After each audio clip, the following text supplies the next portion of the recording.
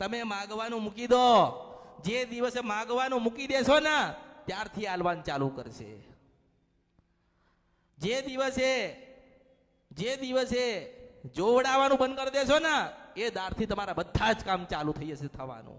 કારણ કે તમે તમારી મા ઉપર શ્રદ્ધા વિશ્વાસનો ભાવ રાખ્યો.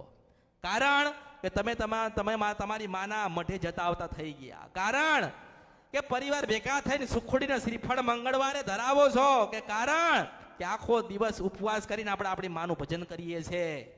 તો કેમ એમ આપણું સારું ના કરે? પણ થોડીક વાર લાગે એટલે થોડીક વાર તો લાગે ને, થોડી પરીક્ષા તો થાય ને. એટલે માતાજી છે ને થોડી પરીક્ષા લે ને. હવે મારી પાસે તારે મળવા આવ્યા હોય અને હું કદાચ જવાબ ના આપું તો કે રવિવારે ગયા હતા માતાજીએ જવાબ આપ્યો?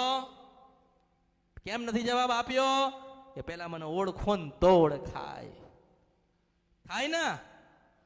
એટલે કહું છું કે તમારી ઈચ્છા થાય તો તમારે આવવાનું, તમારી ઈચ્છા ના થાય તો નહીં આવવાનો. મારા સાચા ભાવિક છે ને દુનિયામાં ક્યાંય નથી જવાના, કારણ કે ઓળખો ને તો ઓળખાય.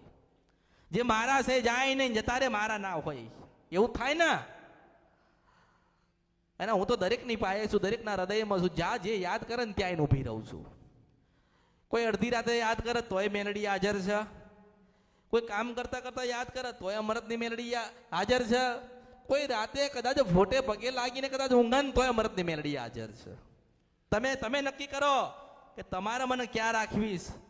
તમારા હૃદયમાં રાખવી છે, તમારા ભજનમાં રાખવી છે, તમારા જ્ઞાનમાં રાખવી છે, ક્યાં રાખવી છે? કારણ કે કળિયુગ છે આ તો ઓળખો ને તો ઓળખાય. અને ક્યારે આવું કોને ખબર? તમે રાત્રે પગે લાગો તમારી માતાજી કે હે મા મેલડી દર્શન આલજે, એટલે હું અમૃતની મેલડી આવું.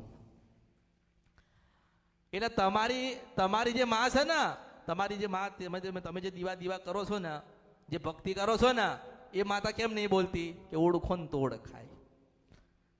આપણે તો માગીશું ને, બોલશે તો માગીશું. માતાજી તમે બેઠ્યા છો ને દુઃખ કેમ? કારણ કે તમે માતાજી પાસે બેઠ્યા નહીં ને એટલે દુઃખી છો ને. આજે રવિવાર છે તો બધા બેઠ્યા ને. હું ના કહું તો બહાર ના જાય, હું ના કહું તો ઊભા ના થાય, હું ના કહું તો પાણી પીવા ના જાય, થાય ને. આવી રીતે જ મંગળવારે બેહી રહ્યો, તમારી માં આજે તમને મળવા આવશે. હું મેલડી બોલું છું. બેહવાન તેવડ બેસો એમ કહું છું. બેહ્યા કોઈ દાડો બેહ્યા? આખો દાડો બેઠ્યા? અહીં તો કે ના અહીંયા ઉભા થઈએ તો કોઈ બોલે ના. એટલે અહીંયા તમે બેહ્યા, તમે સાંભળ્યું, તમને તમારું મન તમારું ચિત્ત મારા સુધી આવ્યો, તમે મને સાંભળી.